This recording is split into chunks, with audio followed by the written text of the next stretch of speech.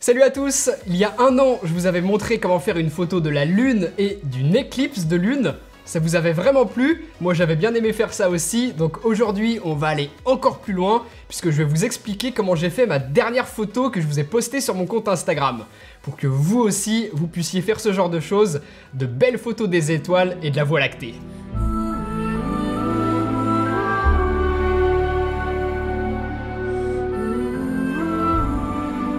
Pour le matos, il va vous falloir votre boîtier, une optique grand angle qui ouvre grand, un trépied, un intervallomètre si vous voulez faire un timelapse et une lampe frontale pour avoir les mains libres dans le noir. Si vous voulez la même que moi, vous avez tous les liens dans la description de la vidéo. Ah, et comme je sais que certains vont pas résister à me poser la question, oui, vous pouvez essayer avec un smartphone. J'ai fait cette photo avec le Pixel 4 et pour un smartphone, c'est quand même assez impressionnant.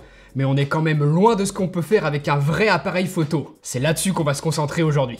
Pour le boîtier, moi, je vais utiliser mon A7S II qui a quand même la particularité de pouvoir monter très haut dans les ISO sans trop bruiter. Il est parfait pour ce qu'on veut faire, mais le plus important, ça reste l'optique. Donc vous en faites pas trop si vous avez un boîtier que vous ne jugez pas exceptionnel. Vous pourrez quand même suivre parfaitement ce tuto, bon, à condition qu'il soit pas non plus complètement dépassé, hein. Si vous shootez avec ça ou avec ça, ça marchera pas. Non, plus sérieusement, à part le GH5S qui est un petit peu particulier, vous ne pourrez pas avoir un bon résultat avec un micro 4 tiers.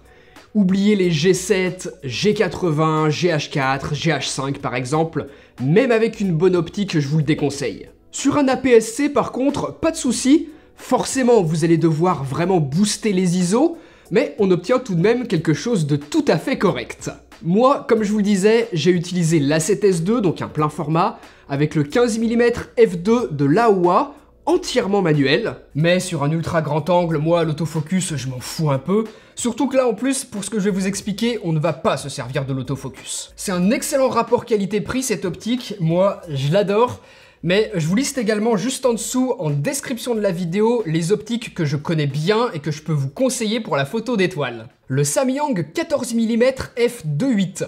Il est pas incroyable, mais il est pas cher du tout et il fera l'affaire quand même. Le Laowa 15, bah excellent, hein, c'est celui que j'ai utilisé ici. Moins cher que le Sigma que je vous conseille pas tellement en fait. Je le trouve trop lourd. Et sinon, le 20 mm f1.8 chez Sony et le G-Master 24 mm f1.4 peuvent être tous les deux très utiles pour ce type de photo, mais ils sont vraiment chers. Faites avec ce que vous avez sous la main. Prenez le grand angle qui ouvre le plus grand parmi tous ceux que vous avez, puisque évidemment on va vouloir capter un maximum de lumière. Et pourquoi un grand angle? Eh bien vous allez vite le comprendre lorsque je vais vous expliquer les réglages que l'on va faire sur le boîtier. Et enfin, ça peut être bien d'avoir une application en réalité augmentée qui va nous montrer l'emplacement de la Voie lactée par exemple. Ça nous facilitera la tâche pour être certain de shooter dans la bonne direction une fois la nuit tombée.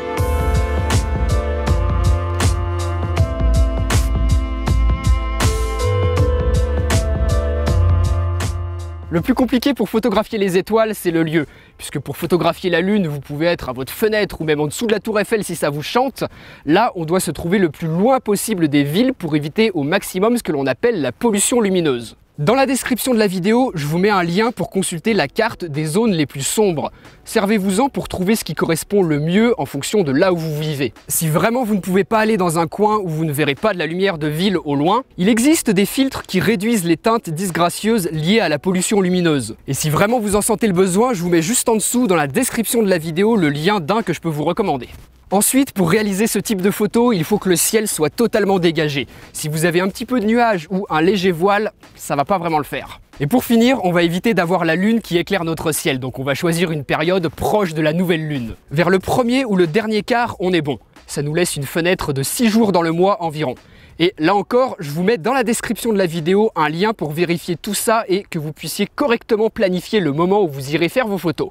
Pour les réglages sur votre boîtier, l'avantage avec ce type de photo, c'est que je peux vous dire précisément quoi faire et vous allez pouvoir utiliser exactement les mêmes que moi. On va tout faire en manuel, donc assurez-vous simplement de shooter en RAW et de désactiver la stabilisation de votre capteur pour éviter tout mouvement puisque l'on shoot sur trépied. Ouvrez au maximum sur votre optique pour capter un maximum de lumière et définissez vos ISO à 3200 ou 6400. histoire de récupérer suffisamment de lumière dans l'image et d'éviter de trop bruiter. Vous pourrez ajuster ça en faisant quelques photos d'essai. Et enfin, le temps de pause, c'est là que l'on va devoir se creuser un petit peu la tête et utiliser ce que l'on appelle la règle des 500. Pour obtenir le temps de pause optimal, on va diviser 500 par notre longueur focale. Par exemple, moi qui utilise un 15 mm sur un plein format, je vais pouvoir exposer 30 secondes tout en ayant mes étoiles nettes. Si vous shootez avec un boîtier APS-C ou micro 4/3, attention, puisque vous allez devoir prendre en compte le crop factor. Ce n'est pas le même chez tous les constructeurs, c'est 1.6 chez Canon, 1.5 chez Sony, Nikon et Fuji, et 2 pour Panasonic. Prenons l'exemple d'un 16 mm monté sur un boîtier APS-C Canon, on pourra exposer 20 secondes. Si votre pose est trop longue, vous allez avoir un filet d'étoiles vu que la Terre bouge. C'est ce que l'on utilise pour une circumpolaire, mais là c'est pas du tout le but. Donc faites votre calcul en fonction de votre matériel, mais voilà pourquoi je vous disais en début de vidéo que l'on doit absolument utiliser un ultra grand angle. Plus la focale sera longue, plus le temps de pause sera court et moins on captera de lumière. Donc pour résumer, votre plus courte focale que vous avez, ouverture en grand, vos ISO 3002, 6400, faites des essais, voyez ce que ça donne en fonction de votre boîtier. Et enfin, votre shutter qui respecte la règle des 500. Une fois que tout ça est bon, on peut shooter. Repérez une étoile bien brillante dans le ciel et faites votre mise au point sur celle-ci. Ensuite, faites quelques photos de test, ajustez vos ISO si vous avez besoin ou votre cadrage. Voilà, maintenant qu'on a vu le matos, la planification, la préparation et les réglages à utiliser pour shooter, on se retrouve sur l'ordinateur pour la dernière partie de ce tuto, puisqu'on va traiter notre photo pour bien faire ressortir notre Voie lactée. J'ai pris une des photos que vous avez vues là juste avant et aussi dans le timelapse au tout début. Alors, elle n'est pas incroyable cette photo, mais elle est très facile à faire. Je l'ai simplement faite à quelques kilomètres de chez moi sans avoir rien du tout planifié à l'avance. Et l'avantage, c'est qu'elle est très facile à retoucher parce qu'il n'y a pas de pollution lumineuse. Donc je vais commencer par celle-ci et ensuite on passera rapidement sur une autre photo où là, j'ai dû faire avec le problème de pollution lumineuse. Voilà, donc je vous partage mon écran. Moi, j'utilise Adobe Lightroom, vous l'avez reconnu, mais vous pouvez parfaitement utiliser un autre logiciel de traitement d'image si vous avez l'habitude de bosser avec autre chose. Moi, je vais le faire là-dessus. De toute façon, le but, c'est pas de reproduire exactement les réglages que je vais faire. La retouche de photos d'étoiles, ça reste quelque chose de très artistique. On va donner un petit peu les tons que l'on veut, puisque de toute manière, on va faire apparaître des choses qu'on ne voyait pas réellement à l'œil nu. Donc voilà, copiez pas exactement ce que je fais, et là de toute façon, je vais pas passer 1 heure sur le traitement, on va faire ça en 2 minutes, je vais vous montrer les grandes lignes de ce qu'il est intéressant de retoucher dans notre image. Donc première chose, je vais aller chercher la correction de mon objectif, hop, ici, activer le profil de correction, et voilà, vous voyez qu'il m'a automatiquement reconnu que c'était bien le Laowa 15 que j'avais utilisé pour cette photo. Vous voyez la différence en l'activant et lorsqu'il n'est pas activé, ça corrige un petit peu le vignettage et la déformation d'un ultra grand angle. On peut aussi supprimer les aberrations chromatiques, ça fait jamais de mal. Voilà. Ensuite, deuxième chose que moi je fais, c'est que j'augmente à fond la saturation, histoire de bien voir les couleurs qui sont présentes dans mon image. Notamment si on a de la pollution lumineuse, on va vraiment la voir. On va avoir des teintes jaunâtres, un petit peu rouges qui ressortent. Là, moi j'en ai pas trop, c'est surtout le vert du sapin qui est bien remonté. Si, peut-être là un petit peu sur la gauche, ça doit être des reflets de pollution un petit peu dans les nuages. Mais ça reste très léger, on le voit vraiment parce que la saturation est au max. Sinon ça se remarque pas. Et pourquoi la saturation? Parce que ça va remonter de manière égale toutes les couleurs dans l'image. Si on faisait la même chose avec la vibrance, ça va pas remonter toutes les couleurs de manière égale, ça va le faire sur celles qui sont moins présentes dans l'image, plus que celles qui le sont moins. Donc voilà, un petit conseil, utilisez plutôt la saturation que la vibrance pour vraiment voir ce qu'il y a réellement dans votre image. Ensuite, je vais aller modifier ma balance des blancs. Donc là, moi, j'avais shooté en balance des blancs automatique et sachant que j'avais un éclairage sur les sapins, le vert du sapin a bien été reconnu par la caméra, donc la balance des blancs en automatique n'a pas été trop mal faite. Regardez si je vous la remets. Ouais, on a quand même des couleurs de ciel qui sont pas trop mal, mais moi j'aime bien quand même refroidir un peu tout ça. Allez, autour de 3100, on est pas mal. Voilà, ça fait bien ressortir le bleu dans le ciel. Sachant que là, c'est parce que la saturation est au max. Encore une fois, c'est pour ça que je l'ai fait, ça permet de bien voir ce qu'on va faire. Donc voilà, moi c'est quelque chose qui me plaît plutôt bien comme ça.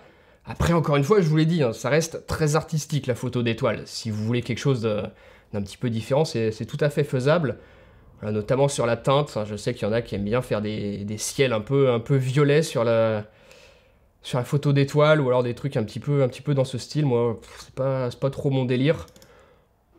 Ouais, on peut peut-être diminuer un tout petit peu en allant vers les teintes vertes, mais pas plus que ça. Moi, comme ça me va. Ensuite, un réglage très intéressant pour la photo d'étoile, c'est la correction du voile que vous voyez ici. Donc ça, c'est Lightroom 2020. Je sais que dans l'ancienne version, ça s'appelait peut-être même pas comme ça, et c'était surtout pas situé ici. Donc ouais, si vous n'avez pas la même version que moi, faites attention à ça. Mais regardez, si je le mets volontairement au max, vous avez vu comment ça fait bien ressortir ma voie lactée. Donc ça, c'est un paramètre très intéressant à utiliser. Bien évidemment, on va pas le mettre à fond. Allez, autour de 70, c'est déjà pas mal. On fera peut-être des petits ajustements après. Mais voilà. Ensuite, ça peut peut-être être intéressant de jouer avec le contraste. Encore une fois, vous voyez que si je le monte bien plus qu'il ne le faut, ça fait encore un petit peu ressortir mes étoiles. On va pas le faire tant que ça. Un petit peu plus haut. Ça... Ouais. Je le redescendrai peut-être après. Là, pour l'instant, c'est exagéré. On va pas rester comme ça, bien évidemment. Mais voilà, jusqu'à le redescendre un petit peu plus tard, je vais le laisser comme ça, de manière à bien voir mes étoiles et ce que je vais retoucher ensuite. Mon exposition, elle était pas mal du tout. Je peux peut-être l'augmenter un tout petit peu, histoire que le blanc des étoiles se détache bien. Mais ouais, vraiment pas plus haut que ça. Hop, allez. Les ombres, très intéressant. Je vais pas du tout les toucher, parce que là, en ayant shooté à 3200 ISO, regardez, hein, si je commence à déboucher les ombres, on va vite se rendre compte que ça devient assez dégueulasse. C'est pour ça que j'avais notamment éclairé avec ma frontale les sapins, parce que ça m'évite d'avoir à remonter les ombres et introduire du bruit numérique. Regardez, je vous montre. Voilà, sur une photo où j'avais pas éclairé les sapins, si je remonte les ombres, c'est totalement dégueulasse. Donc voilà, d'où l'intérêt, avant de shooter, de bien penser à aussi ce qu'on va pouvoir ou non faire en post-production, d'où l'intérêt d'avoir éclairé mes sapins. Donc les ombres, j'y touche pas, et les blancs, hop, par contre, eux, je peux bien les augmenter pour faire ressortir mes étoiles. Allez, hop, à peu près par là. Et à l'inverse, je vais renforcer les noirs, mais pas trop non plus. Peut-être encore un petit point, voilà. Bon, là, évidemment, vous avez la sensation de quelque chose d'assez extrêmement contrasté. C'est toujours avec la saturation au max qu'on redescendra à la fin. Là, c'est vraiment pour bien se rendre compte de ce qu'on fait, encore une fois, je vous le répète. La courbe, je vais pas m'en servir pour ce type de photo-là. Et en dessous, ouais, tout ce qui est saturation, luminance et surtout la teinte, j'y touche très peu. Encore une fois, hein, je sais qu'il y en a certains qui aiment bien... aller assez à l'extrême dans les photos d'étoiles sur la teinte du bleu pour faire des ciels comme ça un peu violets ou de ce type-là. Ouais, moi c'est vraiment la seule chose à laquelle je toucherais. Voilà, peut-être aller partir un petit peu sur ce type de bleu-là, mais vraiment pas trop. Je vais pouvoir remettre ma saturation. Voilà, vous voyez qu'on tombe sur un type de ciel qui reste quand même assez naturel, dans des tons un petit peu sombres, mais qui tire un petit peu sur le bleu quand même. Et avec mes étoiles bien blanches qui ressortent bien. Mes verts, ouais, les verts, je peux même les désaturer un peu, je pense, que je les avais vraiment beaucoup éclairés. Ouais, voilà, encore une fois, hein, je le fais très vite. On pourrait passer un petit peu plus de temps pour faire quelque chose de très propre, mais vous avez compris l'idée. Si je vais quand même peut-être un petit peu saturer mon ciel. Ouais, vraiment pas trop. Histoire de faire un petit peu ressortir le bleu. Voilà.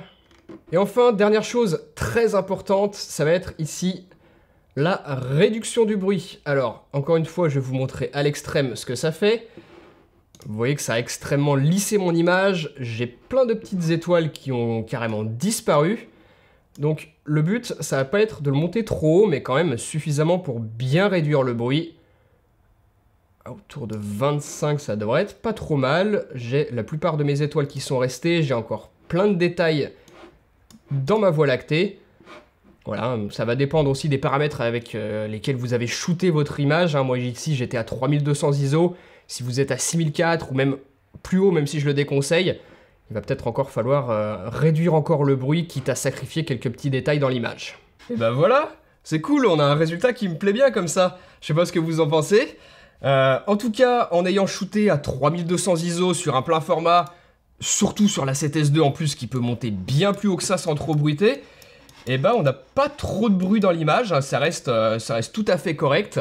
Mais si vous voulez vraiment éliminer au maximum le bruit, vous pouvez utiliser une technique qui consiste à prendre plein de fois exactement la même photo et ensuite de les empiler sur un logiciel dédié ou alors avec Photoshop, hein, ça peut se faire aussi comme ça. Je vous laisserai vous renseigner là-dessus si vous voulez plus d'infos, mais là honnêtement, moi je trouve qu'on a un résultat qui est déjà tout à fait satisfaisant si c'est juste pour poster votre photo sur les réseaux sociaux ou pour faire votre portfolio sur votre site internet.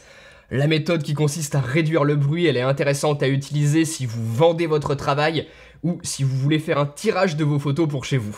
Là, moi, je vais m'arrêter là. En 2 minutes passées sur le traitement, le résultat me convient très bien. Par contre, là, vous avez vu que j'ai pas du tout été embêté par le problème de pollution lumineuse. J'en avais pas dans mon image avec le cadrage que j'avais choisi, mais ce sera pas forcément votre cas, donc maintenant, je vais vous expliquer comment moi je fais pour me débarrasser un petit peu de ce problème-là en post-production. Donc voilà la photo que j'ai choisie pour cet exemple, je l'ai faite avec le Canon 80D, j'ai plus ou moins fait les mêmes réglages que je vous ai montré juste avant, sauf que mon ciel est peut-être peut-être un peu trop désaturé, on est plus sur des tons un peu gris, un peu sombre plutôt que du bleu, mais par contre, voilà, ma Voie lactée est bien plus belle que celle que j'avais sur la photo précédente, elle se détache bien, c'était pas fait le même jour, pas dans le même endroit. Donc forcément, c'est différent, mais par contre, voilà, des avantages, vous le voyez ici sur le bas, j'ai des petites teintes de jaune assez disgracieuses. C'est typiquement voilà, ce qu'on a comme résultat lorsqu'on a de la lumière de ville au loin, hein, la pollution lumineuse. Regardez, si j'augmente la saturation comme je vous disais tout à l'heure, bam, vous voyez qu'on a du jaune orangé, pas terrible, hein, alors que sur le haut du ciel, bah, c'est bien bleu. Donc moi, ce que je fais pour me débarrasser de ça, c'est que j'utilise des filtres gradués en les faisant très longs pour que le dégradé soit relativement doux. Voilà, quitte à l'ajuster ensuite. Et je vais jouer avec ma température de couleur en allant sur des tons froids pour justement contrebalancer ces tons chauds et me débarrasser de la pollution lumineuse. Voilà, vous voyez un petit peu l'effet que ça fait. Je peux peut-être aller un petit peu plus loin. Sachant que là, il y a la saturation toujours à fond, hein, pas l'oublier. Ouais, c'est pas trop mal. Je peux même peut-être en mettre un ici, en bas à gauche, pour me débarrasser du petit nuage qui traîne là, qui est un peu jaunâtre aussi. Voilà. Est-ce que j'arrive à le faire dégager, lui ? Ouais, c'est pas trop mal. Si on remet la saturation de base. Voilà, vous voyez qu'on a des teintes un petit peu uniformes. Mais voilà, comme je vous le disais, hein, c'est très désaturé comme bleu. Allez, hop, on peut peut-être jouer un peu avec. Mais voilà, le but, c'est pas de refaire tout le traitement de la photo. C'était simplement pour vous montrer comment se débarrasser de la pollution lumineuse en 2 clics. Hein, là, ça m'a pris 30 secondes. Voilà, j'espère que ça vous aura intéressé, parce que c'est pas un style de photo facile à faire, entre guillemets, hein, puisqu'il faut quand même faire l'effort d'aller loin des villes, et en plus de ça, avoir une météo qui s'y prête. Mais lorsqu'on y arrive, on a un résultat dont on peut être assez fier, je trouve. N'hésitez pas à m'envoyer sur Instagram vos photos d'étoiles, je regarderai ça vraiment avec plaisir. Bon, c'est un style de photo que j'aime beaucoup. Et puis, si vous avez des remarques ou des questions sur la technique, n'hésitez pas juste en dessous dans les commentaires. Si on peut tous s'entraider, c'est toujours cool. Si vous avez en tête un sujet photo en particulier que vous aimeriez que je traite dans une prochaine vidéo comme celle-ci, eh ben suggérez-moi tout ça aussi en commentaire, je piocherai peut-être parmi vos idées. Et puis bah nous on se retrouve très bientôt pour une prochaine vidéo. Allez, salut!